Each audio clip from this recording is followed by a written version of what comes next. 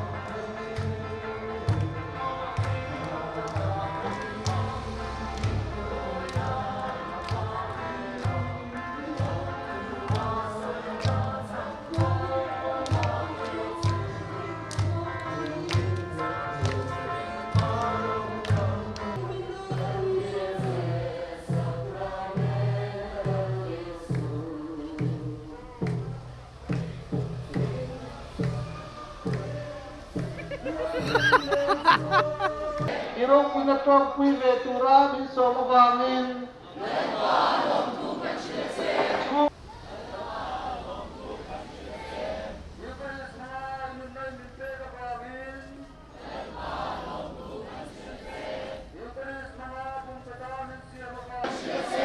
Karawan min froi vo uvangin.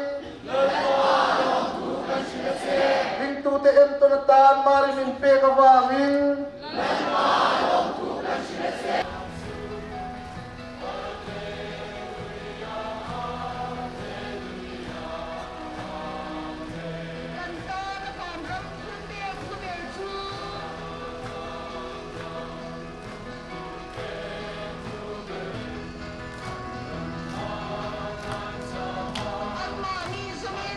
Đi kinh kanun min siam chading Zual boy ta min than hang ta si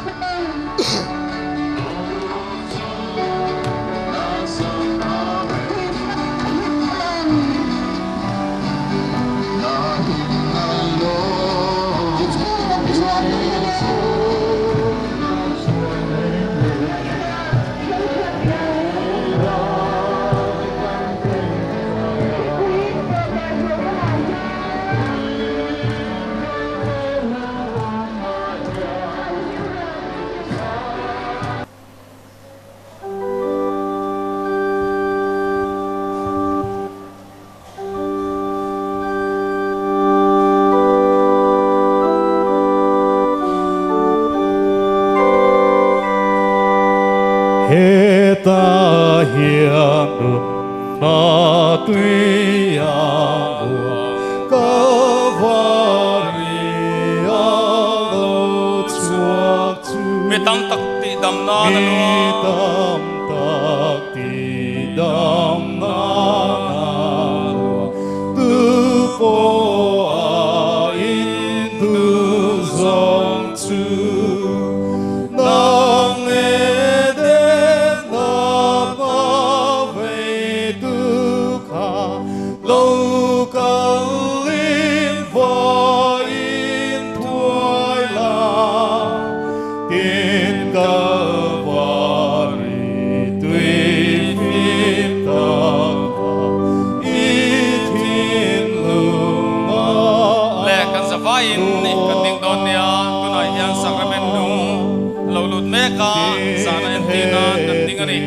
kan thei patopin kan zai don nia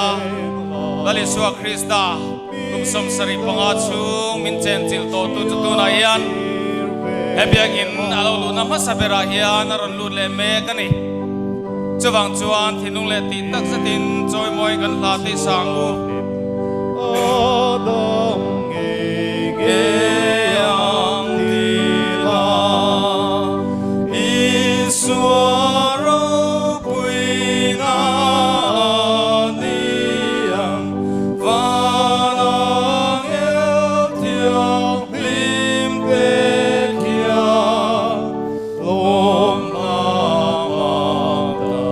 lawmna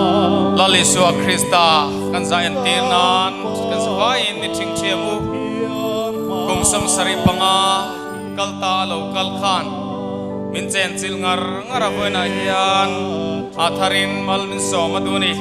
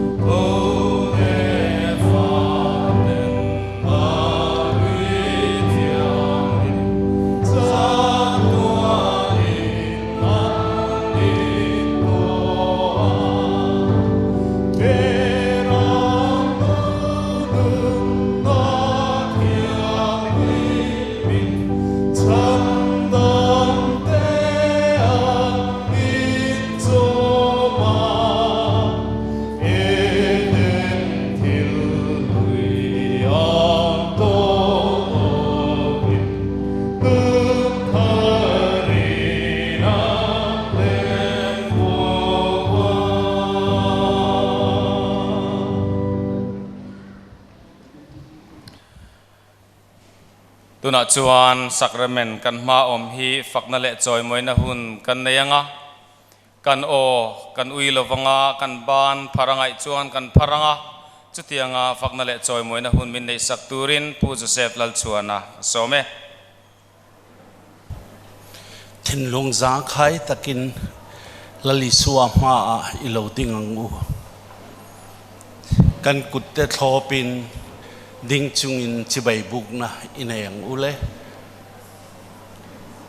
ngun dewin imeng de kok ila sakramena lali suwa alai takhi ien ngar teng u kan mit hi furo se sakramena lali suwa kamut siang toke tuna hian lali suwa nen kan cheng za ani chumai cha ama dingin oma kenin wailama tangin ama za in kan thir vong phong ani helali suwa hi ani nun na petu chu helali suwa hi ani kati sale thisen e a in chuan chatuana nun na ani titu chu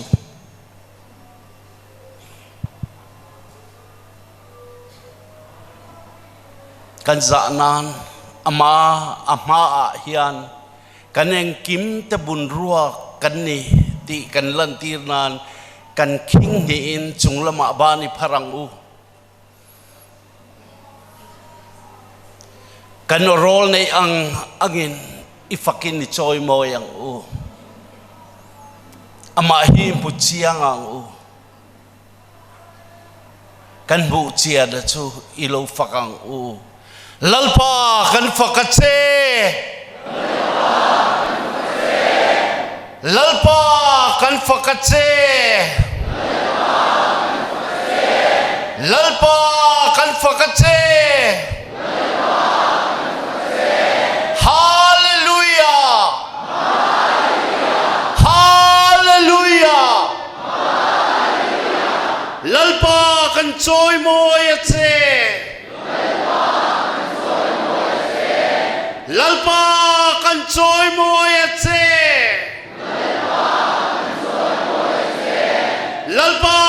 joy moi a che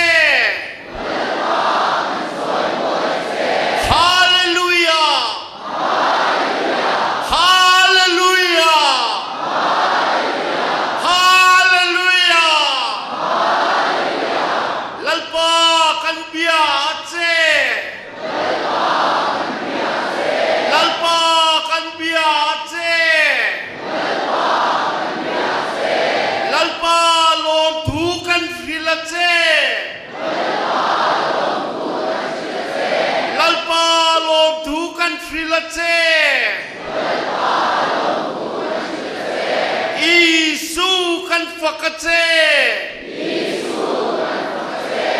Isu kan fak a che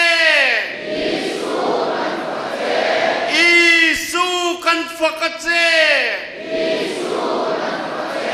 Isu kan joy moi a che Isu kan joy moi a che Hallelujah Hallelujah Hallelujah Hallelujah Lalpa lom thu kan fil a che Lalpa lom thu kan fil a che Isu lom thu kan fil a che Isu kan lome Ichuang ule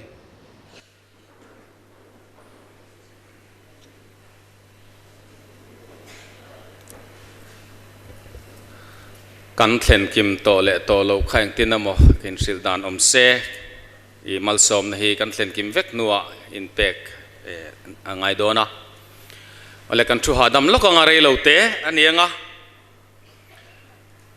voina hian kan local khom chan kan ria kan cardinal te kan father ten voi tam tak an soi to a nimina te po nileng in retreat te nimin pia seminar te kan neya kan kal chan chu kan ria kan lomapo kan ria ani Mizorama hian Puithiam Catholic Puithiam kumsam sari panga chol lo chum lo chat lo mei mit lo a om char char naka voina hian kan lo mani Puithiam hi tunge ni a Puithiam hun nei enge ti soi cheu tur om ma seng Puithiam ro pui na ber chu lali suwa Krista in thoina chun zom na hi ni Sakrament tam tak kan neya til tam tak kan tiang amaro chu ko rana alai mu chu he Eucharistiang lim in thoi na hi ni a Vatican pani na poin asoi chiang ema kan ko ran activities rare til engkim kan ti zong zong fuan khom na le fun khom na le alai mu le aban chu he Eucharistiang lim ni ti chiang takin soi ni Chuwang chuan Puithiam poi a Puithiam na poi mon lai ber chu Eucharistiang limin thoina ahlan thin na hi ni a Chuwang chuan Catholic Puithiam te Mizorama kumsam sari panga kan lom hian Lali suwa Krista taksa le thisen Eucharistiang lim chuan he Mizoram kumsam sari panga a chen chil to ti nani Chumi kumsam sari panga chung chuan kan Puithiam sang ten Eucharistiang lim ni tinan hlana chu aro puina chu ni a voina hian kan Eucharistian lali suwa Krista kan mu thei kan khoi thei kan eya kan in thei min chop chuana hun kumsam sari pangana kan lomani Father kumsom sari panga lo om to na kan lom ti khan father te kan mitla la alang mayanga amaro chu khami phena khan khami piale khami aya poi mozok chu Puithiam ten lal iswa kristal taksale thisenin ami te kumsom sari panga alo chom to a chom zel dona chu lom pa in malam thlir chungin he jubilee hi kan lomani la li suwa Krista kha thi don khan apostol tenen anunung beratan zanria ankila chuda chuan hei hila ula ei ro uti in chang khamala so ma zirti tene na pe a ka taksa ni ati ayan tir na ni e ati lowa ayan tir na lo ti veze lang chau po ti lo hei ka taksa ni la ula ei ro u anwa chuan wain no waina khachula a mala soma hei ka thi sen chuani la ula in ro u thuthung thar thun na tur chuni alem matilowa ama thi sen kha la chuak mia lowa changamal som lai kha na taksa tangin engma ahlep thalowa ni tinan lo ei thin te ni tinan lo in thina te khan lalpa chuan mal som na in ataksa achantira atisen achantira hei ka taksa ti chuan changkha ataksa ni ringot hei ka thisen na ti chuan wine ka thisen ani le top adanga omlo chulali suwa Krista chuan athu soi poimo ber apek tur poimo ber athi main eng tin ma apostol tenen azirti tenen anom ho to don lo chu wang chuan anei hlut ber ai tha pek tur ariat to lo wachu kha zan rian nu nga kha na pe a chu chu hei ka taksa ni ka thisen ani ka ni chu chu hei Eucharistic thiang lim hi ani ta ni lali suan do da soi ngai lo wa lem ma chang ve ngai lo wa fiam thua tho po kan khrelem lo wa tho po ni mai thei thu tak athi dona khan khati ang thil lem thu ho soi manani to lowa thu tak tak thu poi mo ber asoya hei ka taksa hei ka thisen ani ti chu a pe a taksa ani maya athisen an lo ni mai ni khata khana du tok lowa hei hi min riat reng nan ti thin ro u ti chun zom theina turin apostol tenena mo phurna le thu nei na pe in he ataksa le thisen hian van rama kan kalvele kan vaya khoveli atopa anen kan thlen malo chon he khovela en ataksa le thisen a chen chil theina turin apostol tenena thu nei na pe a mo phurna pe a chung chuan in lan chong zelin voina hian apui thiam te kal tlangin lali suwa Krista chu changle wain angalangin kan zinga ala omrengani zona bungru kan chiar chuan voi tam tak lali suwa Krista yan chang nung ani zia soya zunami ten azirti na harsa antia he zirti nei chu harsa khop mayan ti mi tam takinan kalbo sana amaro chulali suwa chuan lokir le ula ti hian ka soi thang ti anei lo asoya chu azirti tenena pokhan nangni po kalbo vein duem ni ke hi wana tanga changnung lo chuk chukani ti in oi du chuan oi ula in oi du lo chuan kalbo ro u chu chu ni top voina hian ke ni chu kan van neya he Eucharistic thiang lim oi tu te hi kan ni a kalbo lawa abula om reng turte kan ni a chu tiang a ring tu te chu kan ni wangin alom omani pathian ne na lom thui silangu kan kalbo mai kha a wi vak lo mai thei sa thiam lo pom du lo ka chu a kalbo kan kalbo mai kha poi ti vak lo niang ma seng an ni kha an kalbo big lo an ring vele a ke ni point chu tiang ring tu chu kan ni chu chu kan ma mi hi mana in thoi na ka taksa ka thi sen ti tu kha a taksa le thi sen chu voina hian ke mani mai chama nge puithiam te kaltlangin alo om tai avaro pui em kan puithiam te tan trong trai sak zelang u puithiam thadeu anon chua chho zel theina turin trong trai zelang u voina po cardinal in soito kan chung kwa ten enin in clear le tila chung ko tha tang lo chuan puithiam chua harati a puithiam chuak thei tur chung kwa kan din chho zel theina turin kan trong trai zel don nia hun rei tak man na chi anilowa engpon ise reilote kan ngoyanga kan ril ruin kan mamo kan nei thewanga kan ril ruin he sacrament thiang limala li suak hi ipeng ui hlanang u kan lom thu po ni ang kan mamo te po ni ang kan nat na te po ni mai thei a enga po chu ni se reilote ngoi rengin he sacrament lali suak Krista hi bia in anena kan mangan na le boy na te kan lom na te i then lok hang u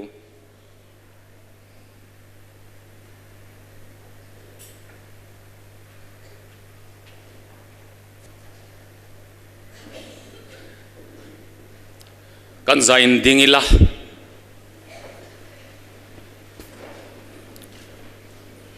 kan mami hi kan choi moya kan faka lom thu kan sila kan sil non le don ani the patopin kan awanga laliso Krista lama hian kan ban pharila ni china i hlan zong zong te kha hlan thar le la fakna le choi moina ilo na yang u lalpa kan faka che lalpa kan faka che lalpa kan faka che lalpa kan choi moe che lalpa kan choi moe che lalpa kan choi moe che lalpa lom thu kan sila che lalpa lom thu kan sila che lalpa lom thu kan sila che atin lo na te ngai dam nai di le lo kang u lalpa min ngai damang che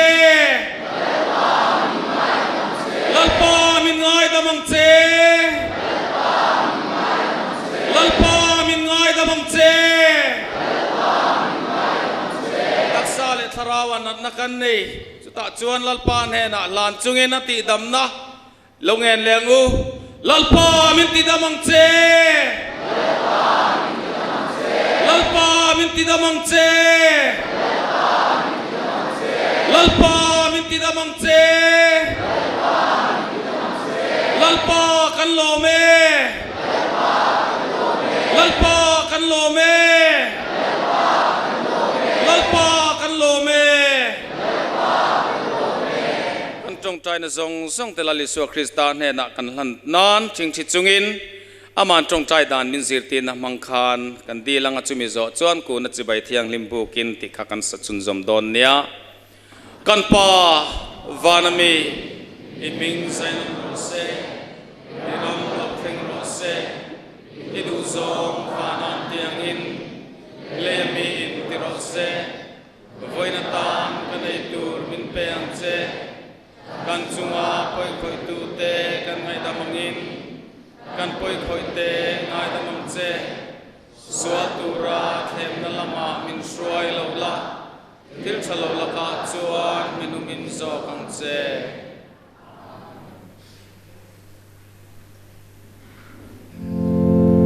za so panina 112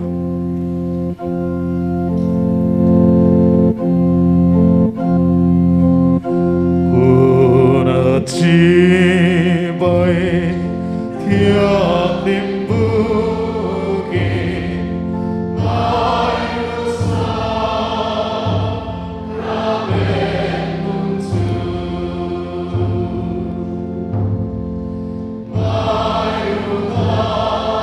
về chu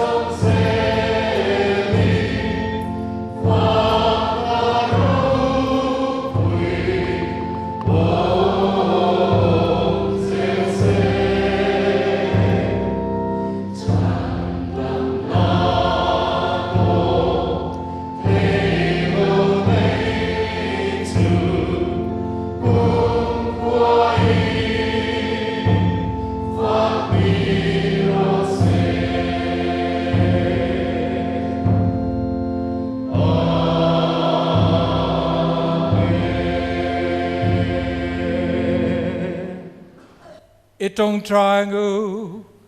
lalpa kan pathia vana trangin sang nung min pe a inun na chu kan nei reng thei nan le ninunung berat suan ro puina kan thole thei nan he chatuan nun na cho thil ti thei na hian min pui ro se hei kan lalpai swa Krista mengin kan di le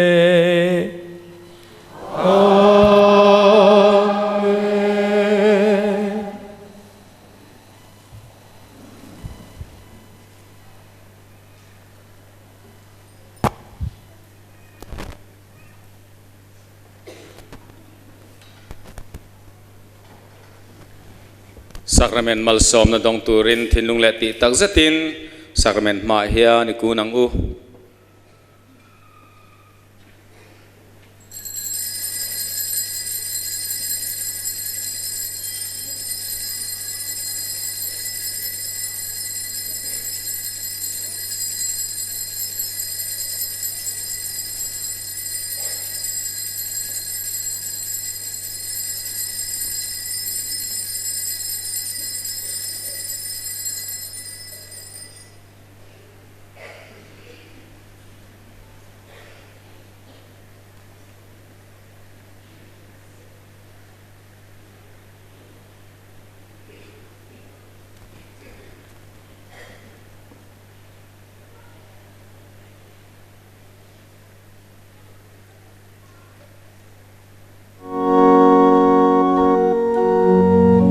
Zrani song thum panga 235 Puithiam chu Phật ông rose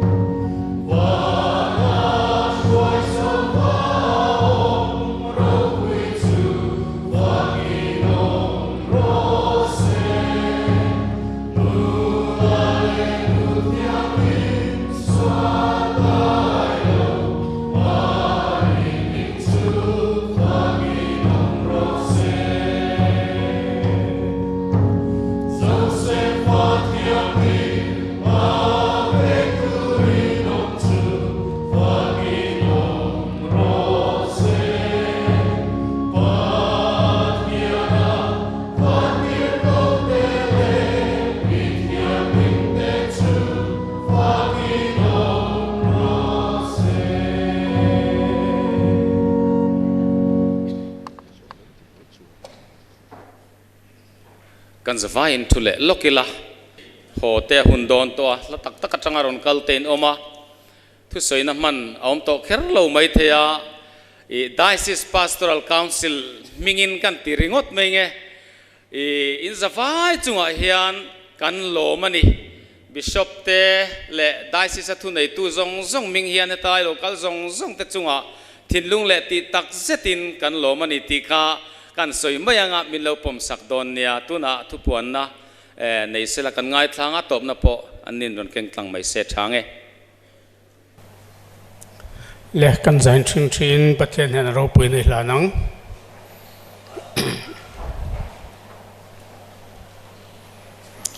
ro pui na chu pa le fa pa le trao thiang him ne nom ro se ati rau mangin tuna le chatuanin amen. Pa le fa pa le trau tin mingin amen.